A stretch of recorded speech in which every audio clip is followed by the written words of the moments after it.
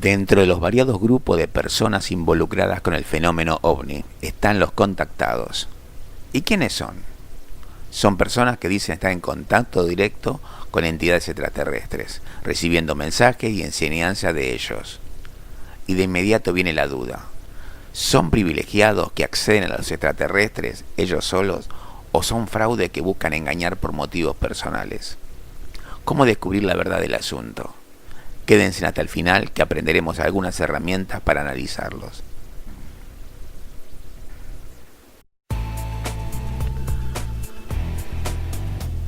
Tu donación ayuda a continuar creando buenos contenidos. Los videos que te presento conllevan horas de laboriosa edición, sin contar la investigación previa y pensar la manera de mostrarlos. Si te gusta el canal y crees que los videos son buenos, te pediría que consideres la posibilidad de hacer una donación. La cantidad la decides tú. Eso ayudaría mucho a continuar haciendo muy buenos videos de variados temas. Los enlaces los encontrarás en la descripción del video.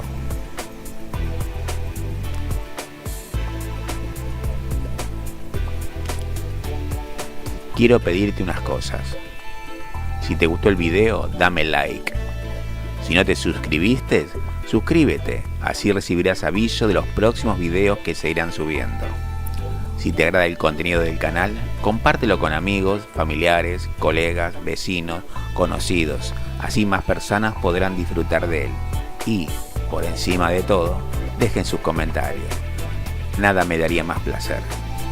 Ahora sí, disfruten del video.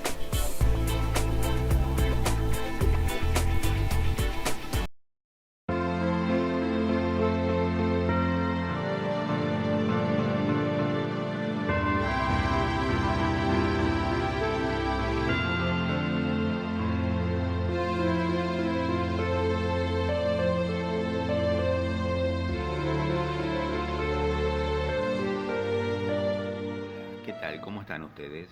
Espero que estén bien y listos para otra de nuestras entregas. En el tema de hoy volvemos a los ovnis, que realmente es un tópico que tiene muchas cosas para ofrecer, porque hay mitos, leyendas, tiene su propio folclore, y bueno, y entre los personajes, individuos que digamos, que operan dentro del mundo ovni, están los contactados, que va a ser el tema de hoy. Los contactados son individuos que aparentemente son privilegiados, que dicen ellos haber entrado en contacto con entidades extraterrestres, que le han transmitido mensajes, advertencias, le han dado enseñanza, y bueno, ellos se han dado un sitial de cierta, de cierta autoridad para transmitir esos mensajes. ¿Es verdad? ¿Es mentira? Bueno, vamos a tratar de descubrir todo lo que tenemos. En realidad ha habido muchos, y hay muchos todavía, de este tipo de personajes, pero vamos a centrarnos en tres, que son los más representativos de este tipo de individuos que andan en el mundo ovni. Los tres son de distintas décadas, salvo los dos últimos. Cada uno tiene su modus operandi y vamos a analizarlos con bastante profundidad para sacar conclusiones. El primero es George Adamski, que es un polaco estadounidense, que a finales de los años 40, a principios de los años 50, dijo haber entrado en contacto con entidades de Venus, que le transmitieron mensajes. Las pruebas que ofrecían eran fotografías de naves, pero después se descubrieron que se parecían mucho a lámparas de incubadoras de pollo, es decir, no tenía elementos muy creíbles, ¿no? que apoyaran sus afirmaciones. Sin embargo, fue muy famoso, ese hombre fue muy famoso. Y también está la sombra de que era un negocio, porque escribió 3 libros de muy buenas ventas, hacía conferencias que cobraba, bueno, en fin, estamos en esa, entra dentro del cono de sospecha, ¿no?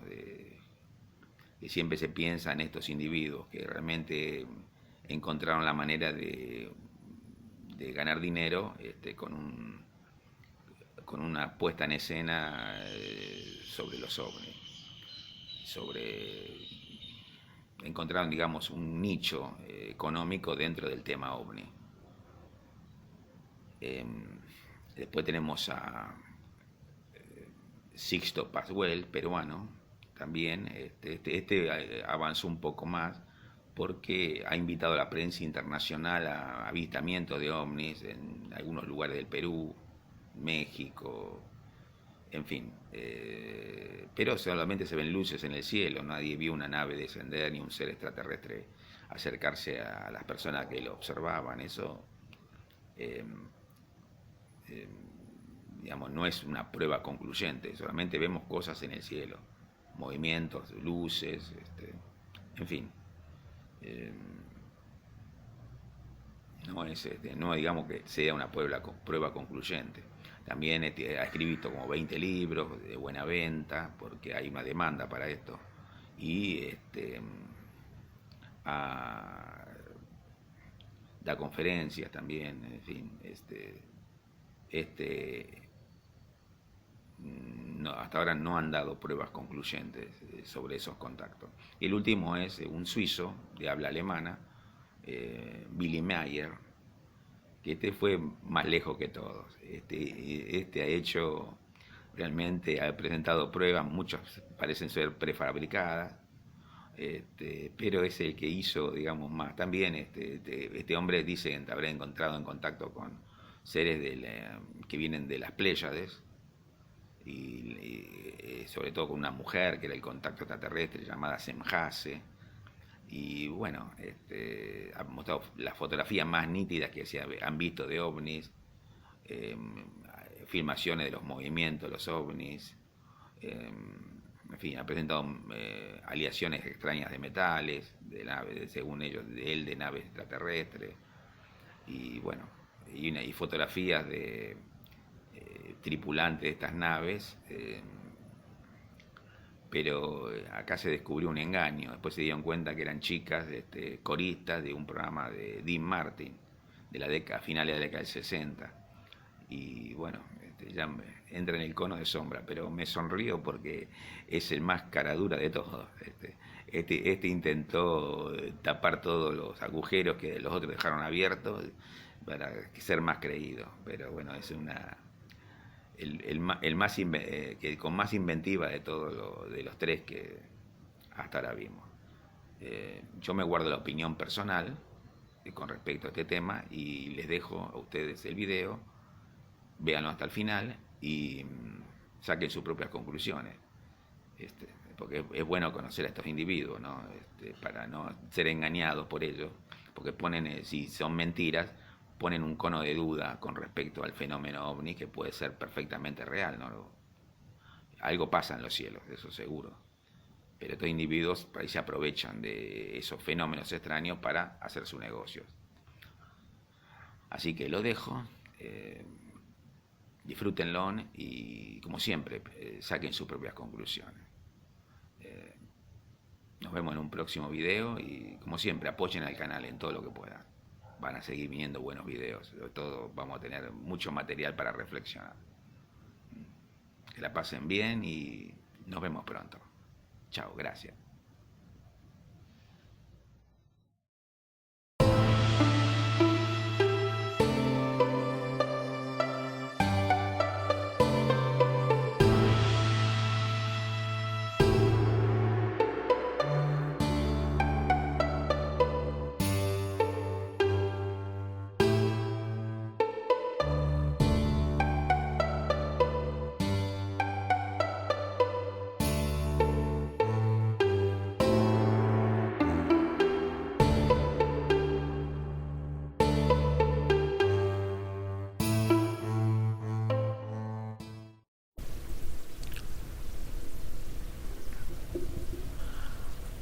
A pesar de que hubieron y hay muchos autoproclamados contactados, vamos a analizar con profundidad solo tres que reúnen todas las características básicas de estas personas.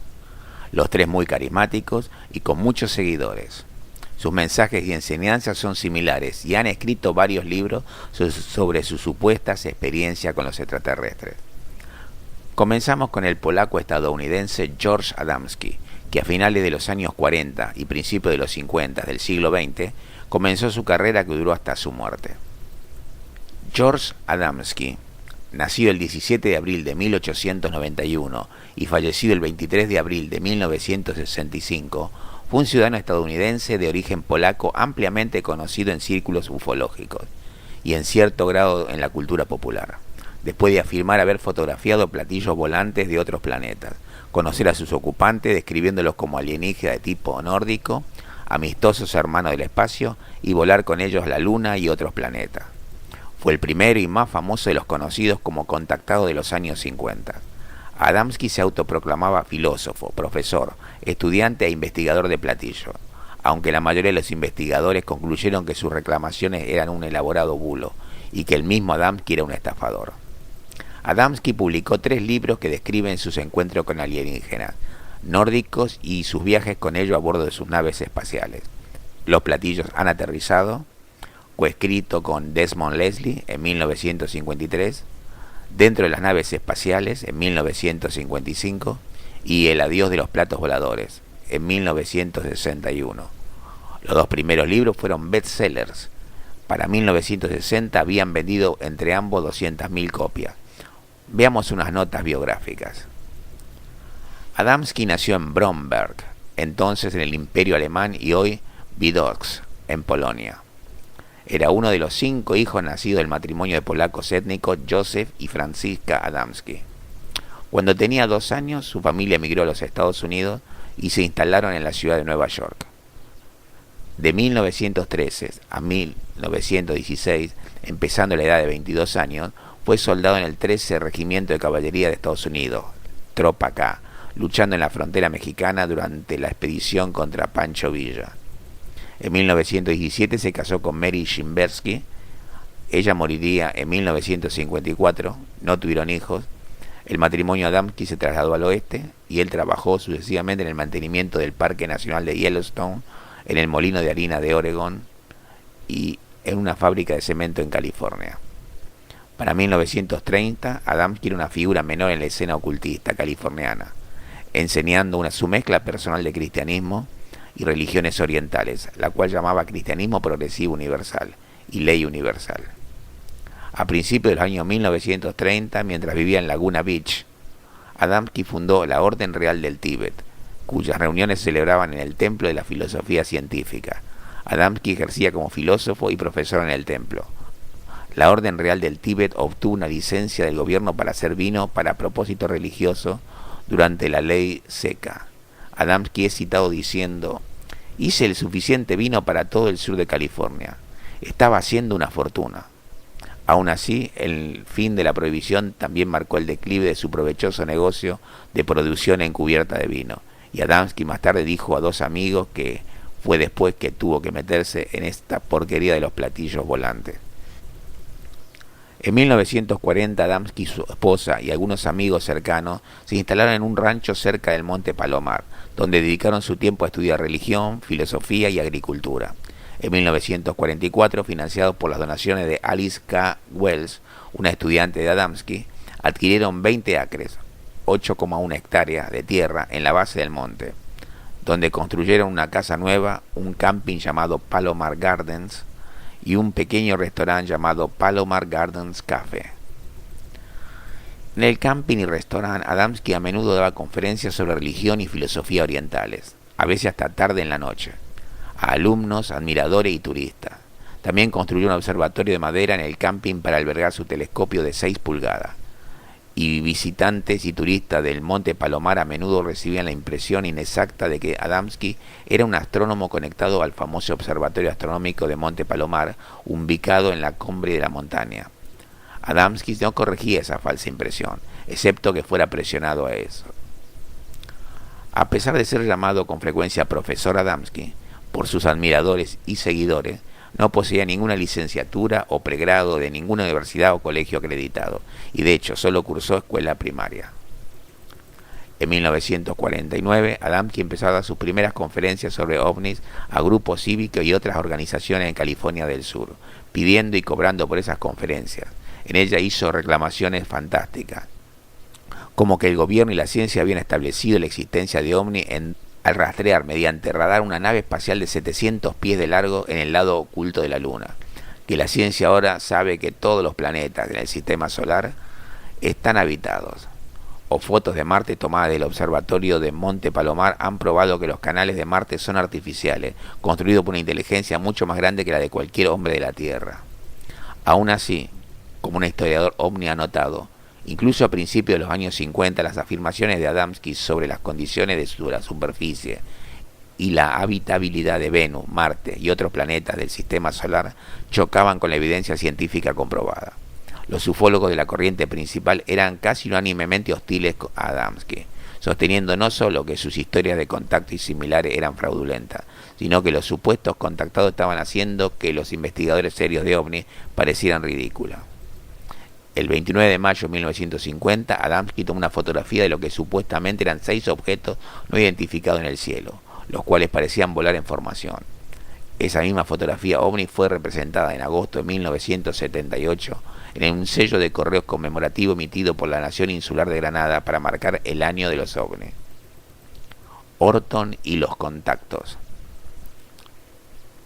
El 20 de noviembre de 1952, Adamski y varios amigos se encontraban en el desierto Colorado, cerca de la ciudad de Desert Center, California, cuando supuestamente vieron un gran objeto en forma de submarino flotando en el cielo.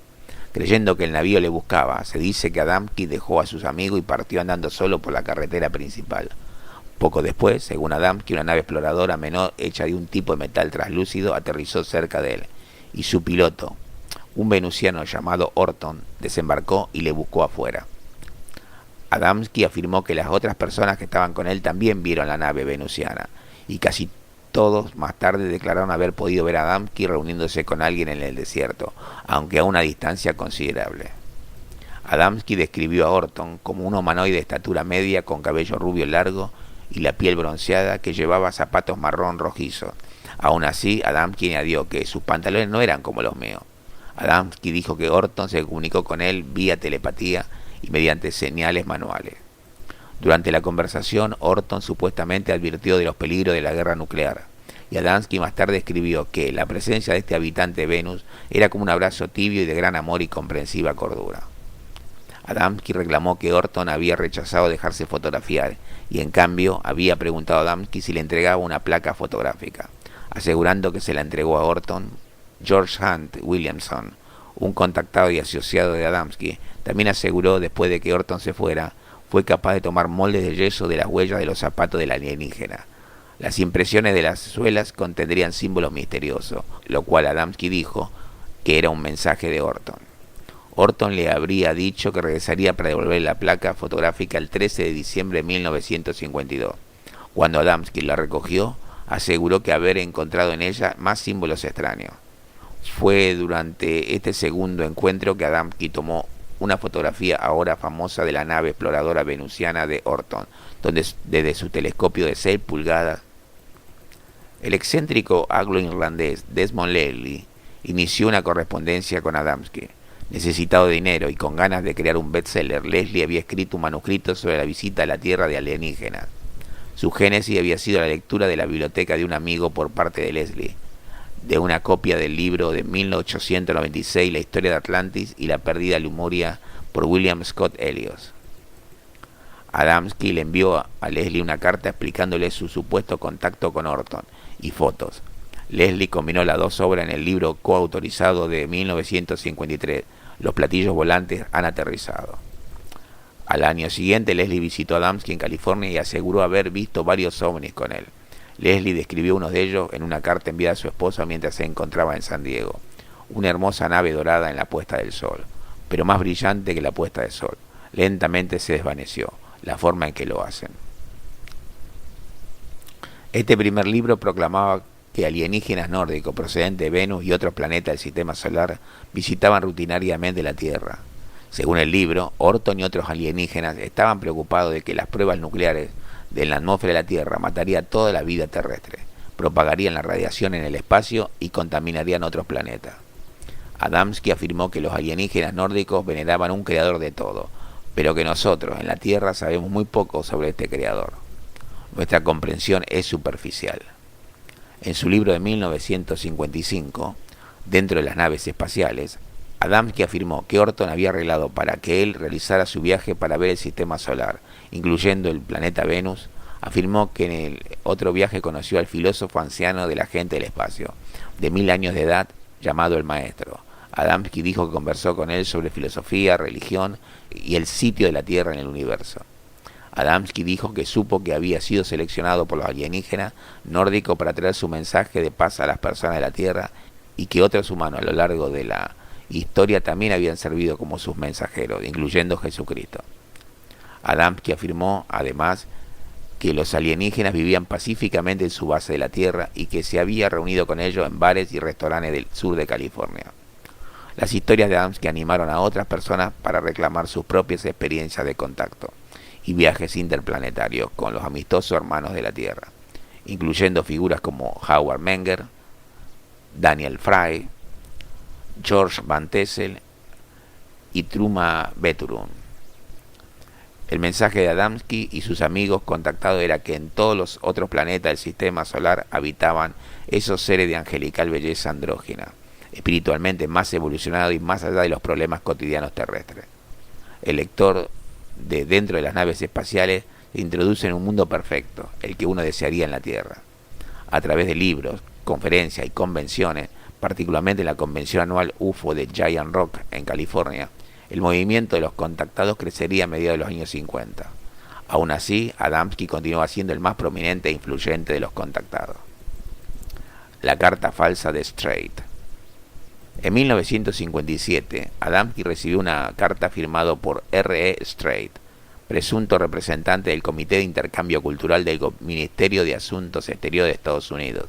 La carta decía que el gobierno de Estados Unidos sabía que Adamski había hablado con extraterrestres en el desierto de California en 1952 y que un grupo de altos funcionarios del gobierno planeaban corroborar públicamente la historia de Adamski, que se sintió tan orgulloso de esta aprobación que la exhibió para respaldar sus afirmaciones. Aún así, en el 2002, el ufólogo James W. Moseley reveló que la carta era falsa. Moseley explicó que él y su amigo Gray Barker habían obtenido algunos membretes oficiales del Ministerio de Asuntos Exteriores, crearon la persona de R. Strait y entonces escribieron la carta a Adamski como una broma. Según Moseley, el FBI investigó el caso y descubrió que la carta era un engaño, pero no se presentaron cargos contra ellos. Moseley también escribió que el FBI informó a Adamski que la carta de Strait era falsa y le pidió que dejara de utilizarla como evidencia en apoyo de sus reclamaciones, pero que Adamski se negó y continuó mostrándola en sus conferencias y charlas. Esta no era la primera vez que Adamski había reclamado contar con el apoyo del gobierno para sus historias de ovnis.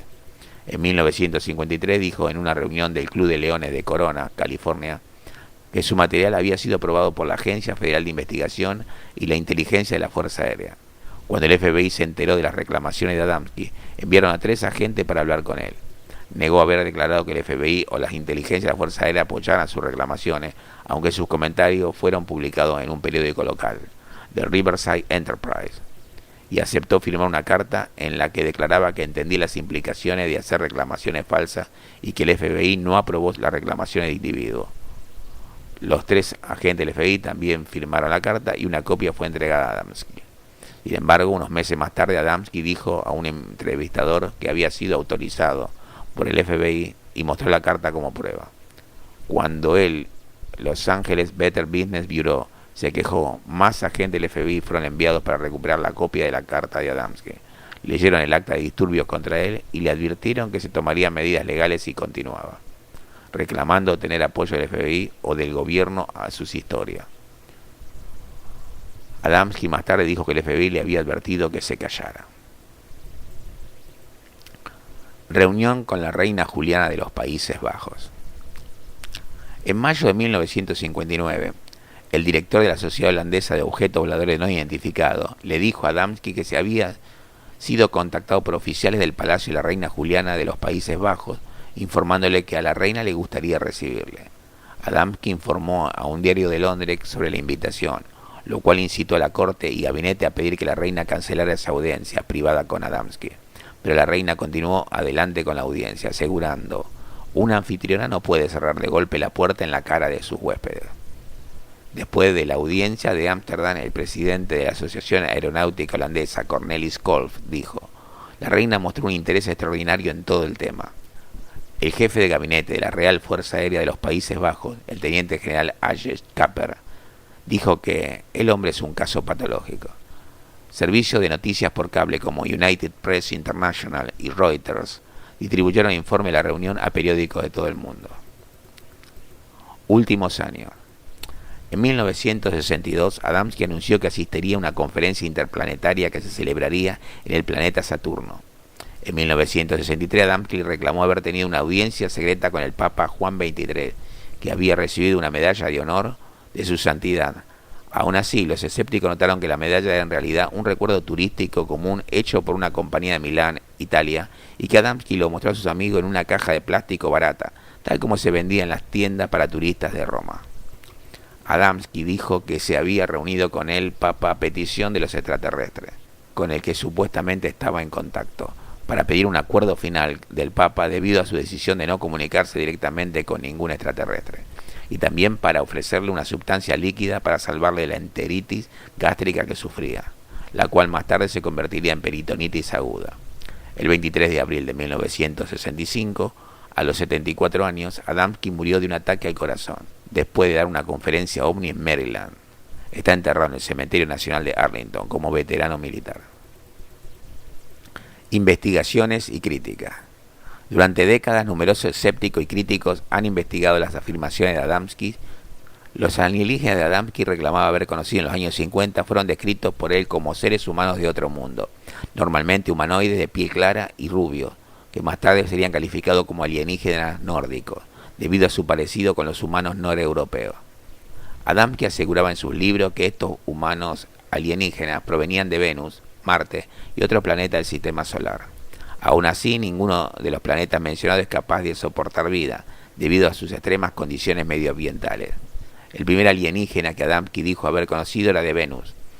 Aunque la presión atmosférica en la superficie de ese planeta es 92 veces mayor que la de la Tierra, tiene nubes que llueven ácido sulfúrico, la atmósfera consiste casi enteramente de dióxido de carbono y con una cantidad de oxígeno muy pequeña, y la temperatura media en su superficie es de 464 grados centígrados. En uno de sus libros, Adamski describió un viaje a la cara oculta de la Luna en un ovni, donde aseguró haber visto ciudades, árboles y montañas coronadas de nieve, reclamando después que las primeras fotografías de la cara oculta de la Luna tomadas por la sonda lunar soviética Luna 3 en octubre de 1959 fueron manipuladas para describir una superficie estéril, inerte, en vez de lo que él había visto. Aún así, toda la evidencia científica, así como más tarde los viajes lunares de los astronautas estadounidenses, mostraron claramente que el lado oculto de la Luna era totalmente estéril y carente de atmósfera. Algunos seguidores de Adamski postulaban que las personas espaciales con las que Adamski reclamó contactar pueden haber tenido bases de investigación en Venus, Marte, Saturno, etc. Y Adamski entendió mal y dio por hecho que ellos vivían en esos planetas. Aún así, en sus escritos, Adamski declara haber viajado personalmente a Venus, Marte y otros planetas en el sistema solar, y claramente afirma que todos eran capaces de albergar vida humanoide. Como señaló el historiador ovni Jerome Clark, algunos partidarios de Adamski insistieron que Venus, Marte, Saturno y el resto eran meramente palabras en código para designar planetas en otros sistemas solares. No hay aún así nada en los escritos públicos de Adamski que apoye esta interpretación, y sí considerable testimonio de lo contrario. Las fotografías tomadas por Adamski de los ovnis que aseguraba observar y viajar también han sido objeto de escrutinio. Su foto más a menudo publicada, la del platillo volante de 1952, ha sido identificada de diversas maneras, desde una farola a la parte superior de una incubadora de pollo. Adamski afirmó que el principal fotógrafo de trucaje del director de cine Cecil B. DeMille, J. Pepperell Marley, había examinado sus fotos ovni y había apreciado un hombre del espacio en ellas. Y el propio Marley declaró que si las fotos de Adamski eran falsificaciones, eran las mejores que nunca había visto. En el Reino Unido, 14 expertos de la productora J. Arthur Rand Company concluyeron que el objeto fotografiado era real y un modelo a escala. Aún así, en su investigación de 1955 de las afirmaciones de Adamski, James W. Moseley entrevistó a Marley, quien negó que hubiera ampliado las fotos para análisis, encontrando un hombre del espacio en ella, o saber de alguien que las tuviera. Moseley también entrevistó al científico alemán de cohetes, Walter Riedel, quien le dijo que había analizado las fotos ovni de Adamski encontrando que eran falsificaciones. Riedel le dijo a Moseley que los puntales de aterrizaje eran de hecho bombillas de 100 vatios de General Electric, pues había apreciado el logotipo GE impreso en ella.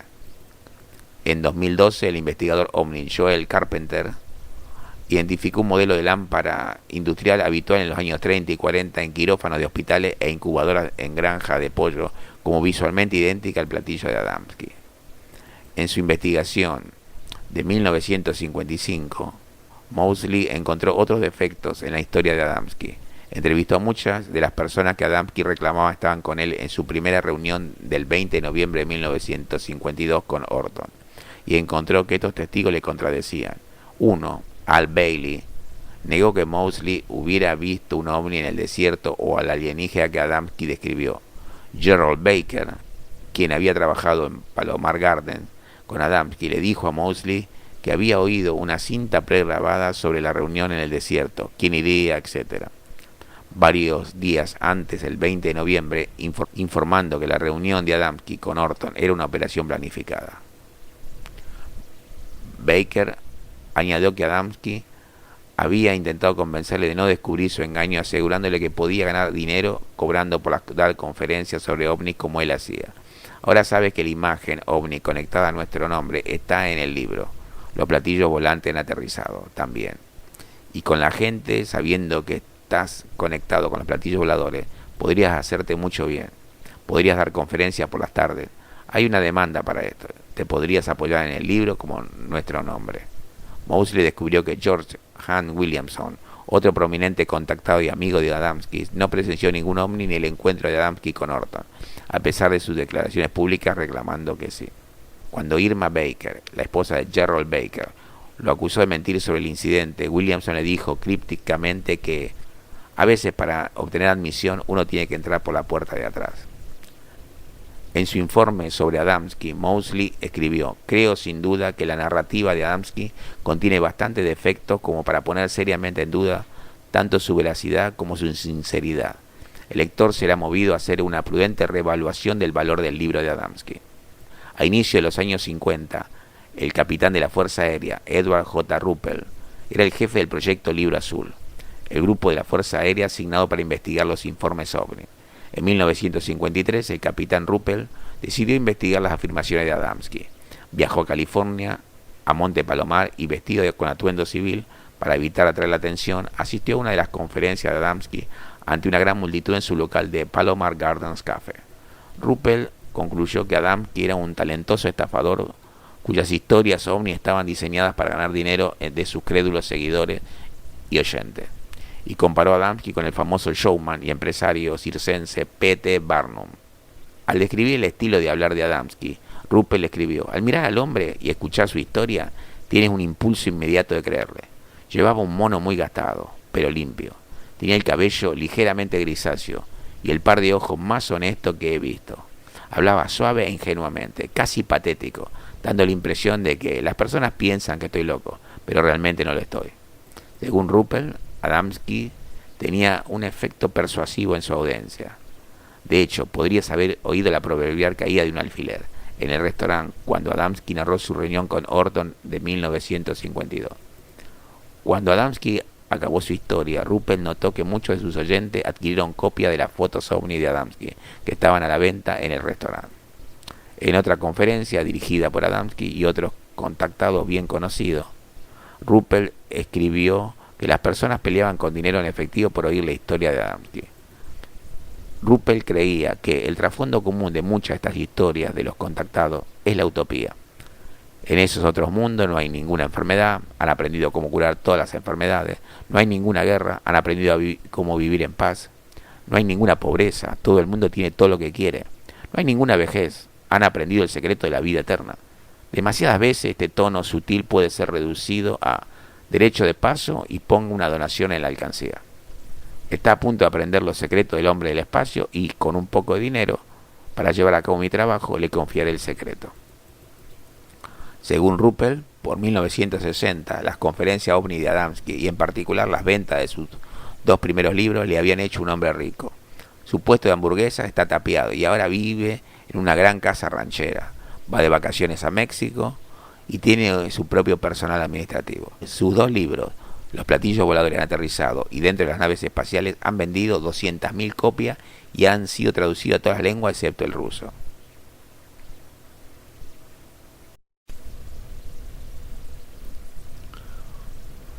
Ahora pasemos al segundo contactado, Sixto Paz Wells del Perú, conocido por haber sido la cabeza visible de la misión Rama en varios países de América y en España. Se destaca entre los ufólogos por haber convocado a la prensa internacional a avistamientos programados con antelación en más de 10 ocasiones. Autodefinido como contactado por extraterrestres, ha publicado 20 libros en español y uno en inglés sobre el tema. En su trabajo sobre ufología asegura poseer un método sistemático de preparación física y mental para propiciar el contacto, así como protocolos para documentar, validar y confirmar las experiencias de contacto. Por todo esto ha sido público y duramente criticado en diversas instancias. Nació en Lima, Perú, el 12 de diciembre de 1955, hijo de Rose Marie Wells Bienrich y Carlos Paz García, un astrónomo y asesor científico de la Fuerza Aérea, además de investigador del fenómeno ovni. Desde los 12 años se interesó por los ovnis, por las cercanías con el Instituto Peruano de Relaciones Interplanetarias, IPRI, fundado y presidido por su padre. Cursó estudios primarios y secundarios en el Colegio San Luis, Hermanos Maristas en Barranco, los cuales finalizó en primer lugar en el orden de méritos. Realizó estudio universitario en la Facultad de Historia de la Pontificia Universidad Católica del Perú. Está casado con Marina Torres desde 1987 y tiene 2 hijas, Yarim y Tane. ¿Cómo comenzó todo? El 22 de enero de 1974 concurrió a una conferencia titulada La telepatía como transmisión de pensamiento a distancia, impartida por un médico miembro de la Sociedad Teosófica. Esa noche, luego de un ejercicio de relajación profunda, Paswell recibió junto a su madre y su hermana un mensaje mediante escritura automática. El mensaje supuestamente era de un ser de nombre Oxalc, proveniente de Ganímedes, con intención de establecer comunicación con algunos terrestres. Xisto repitió la experiencia en grupo y fueron citados a un avistamiento programado el 7 de febrero de 1974 a las 9 de la noche en el desierto de Chilca, donde según los asistentes apareció una nave muy brillante en forma lenticular con ventanilla. Xisto se interesó por la comunicación con extraterrestres astralmente, en sueños o en forma telepática, y no solo físicamente con sus naves, que era el enfoque tradicional de los ufólogos del IPRI. Experiencias similares fueron sucediendo hasta que en agosto de 1974 la agencia EFE difundió la noticia que involucraba a los Paswells. Lima, EFE. 5 miembros del Instituto Peruano de Relaciones Interplanetarias ha establecido contacto con un ovni procedente de Ganímedes, el mayor de los satélites naturales de Júpiter, reveló ayer a EFE el presidente de dicha institución, Carlos Paz García. Los integrantes del IPRI partieron el lunes de la semana pasada hacia Marcahuasi, altiplanicie situada a unos 90 kilómetros de Lima y a una altura de 4.200 metros, permaneciendo allí hasta el jueves 22 de agosto, trayendo importante material de grabación y fotografías, aseguró Paz García. Material que está siendo analizado actualmente por miembros del IPRI. Paz García señaló que el grupo indicado viene estando en contacto con los extraterrestres desde hace 8 meses. Agencia de Noticias EFE, agosto de 1974.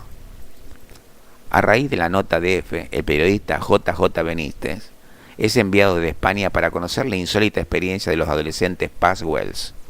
Benítez no llegó a la ufología a partir de su curiosidad, sino que se encontró con el fenómeno ovni, acompañando a la misión Rama.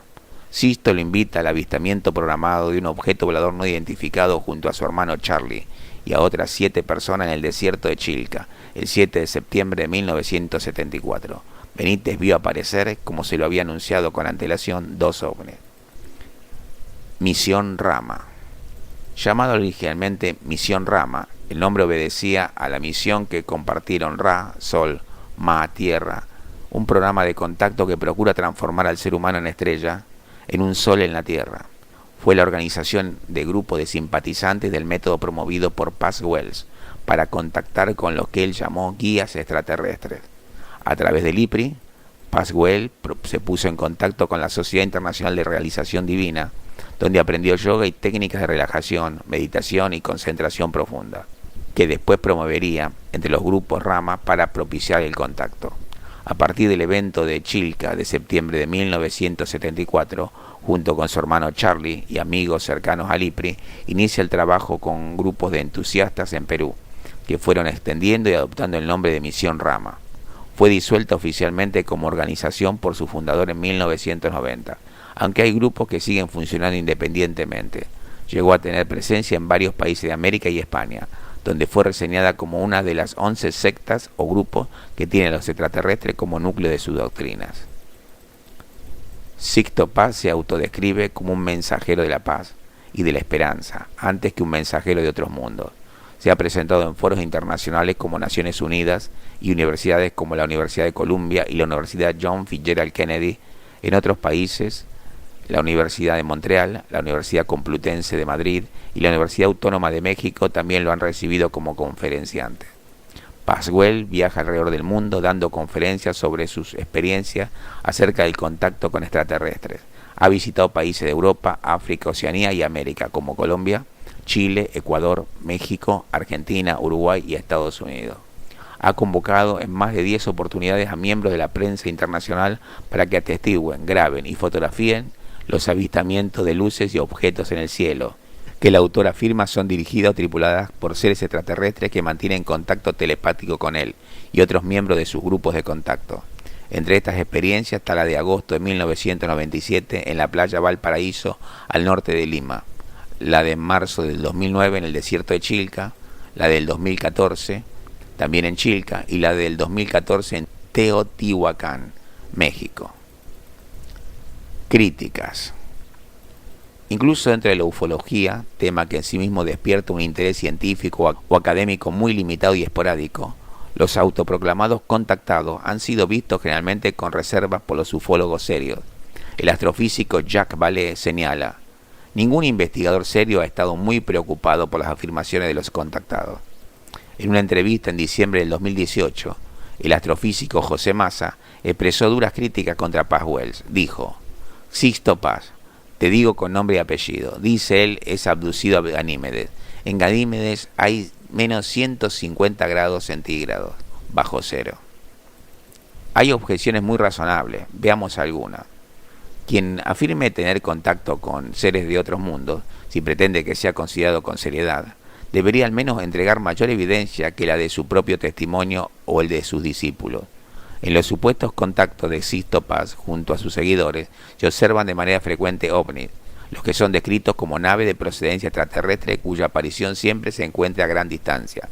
Se visualizan en forma difusa y nunca realizarán alguna maniobra que escape claramente a las leyes de la física o la aerodinámica. Y si hablamos de los registros de observaciones o contactos nocturnos, durante las cuales en los videos grabados durante años se aprecian solamente luces, resplandores y destellos al horizonte, que se mueven de un lado para otro o de arriba hacia abajo, nada que permita avalar la observación de un fenómeno extraño o raro.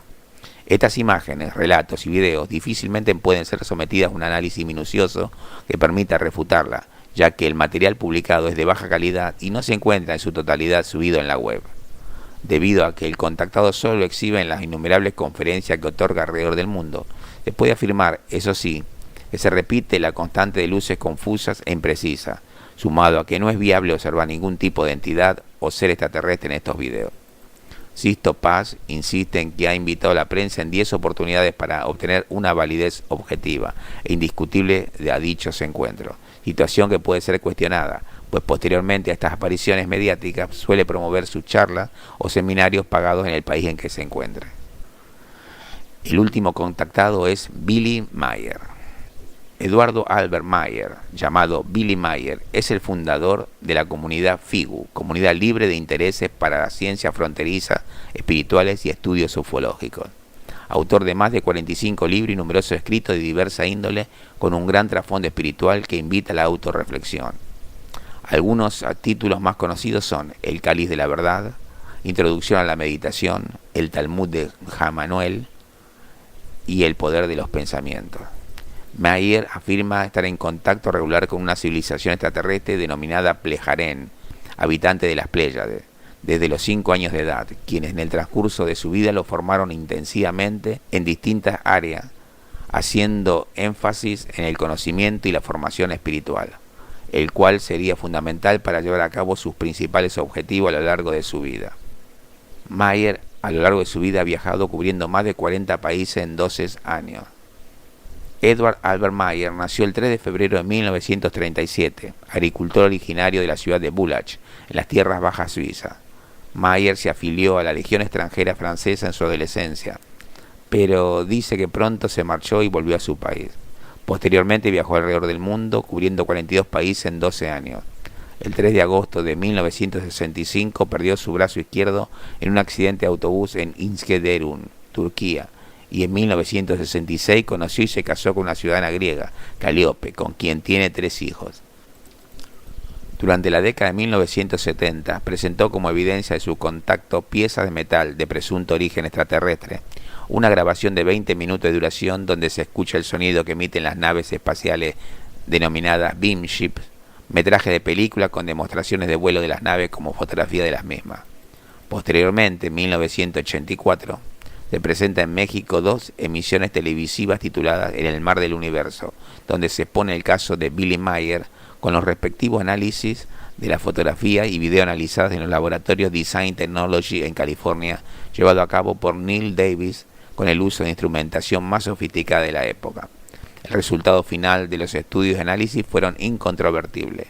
Las fotografías y videos no muestran trucaje, es decir, no se detectaron rastros de falsificaciones, y las grabaciones de sonido proveniente de las Beam Ships no pudieron ser reproducidas con los instrumentos disponibles de la época, y las muestras de metal evidencian una técnica de fusión en frío actualmente no disponible en la Tierra, entre otras características inusuales.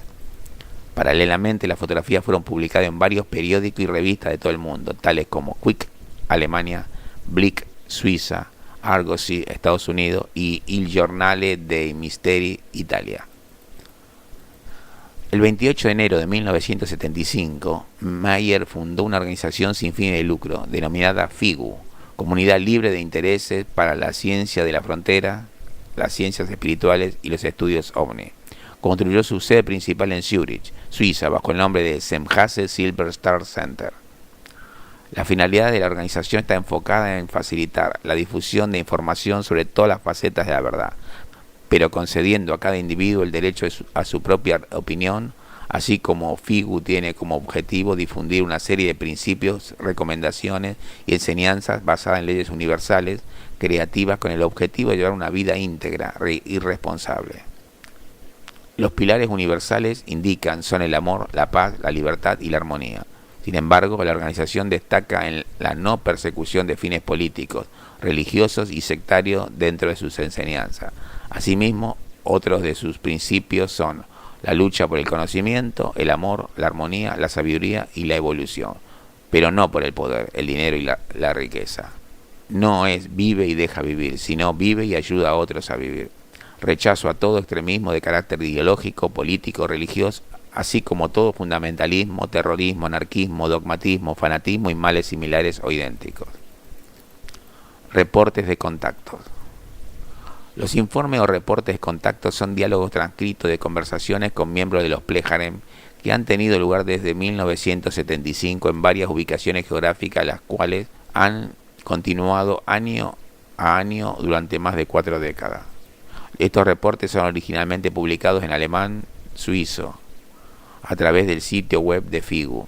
El contenido, los temas mencionados varían significativamente, siendo uno de ellos la creación, el origen del universo y la Tierra, ciencia, astronomía, destrucción del medio ambiente, relaciones hombre-mujer, la reencarnación, el peligro de la superpoblación, hábitos saludables, entre otros.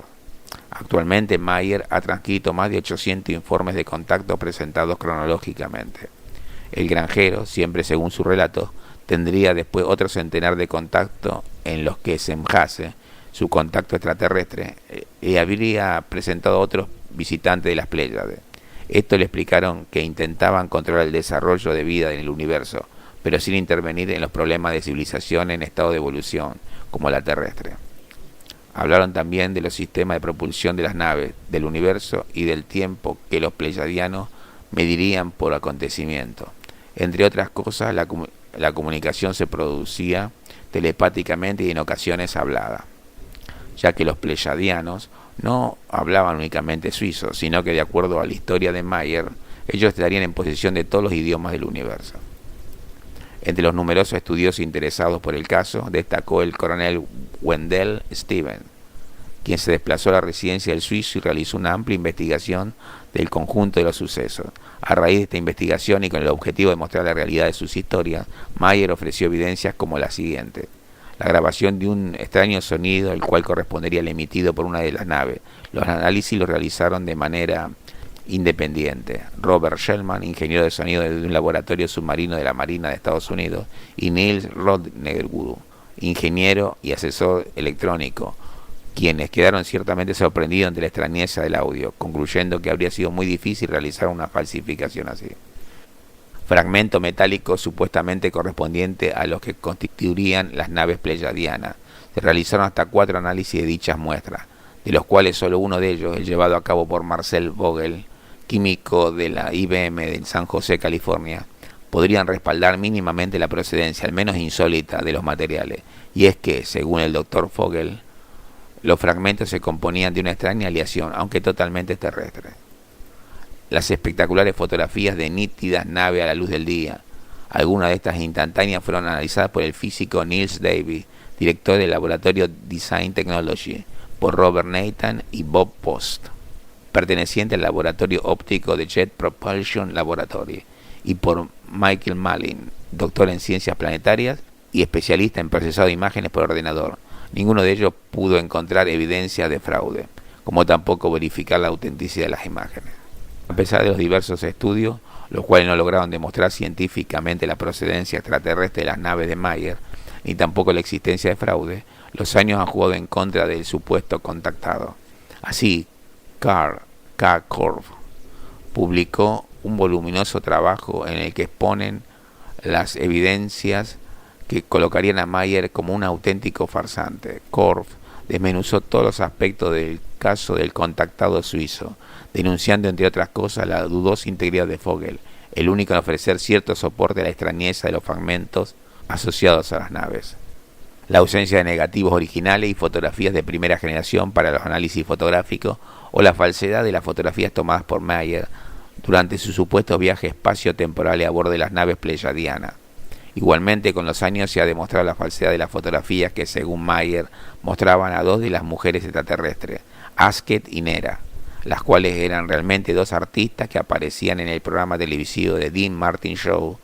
Una de las chicas se llama Michelle de la Fave, la que vemos en la foto a la izquierda. Actualmente es presentadora de la televisión italiana.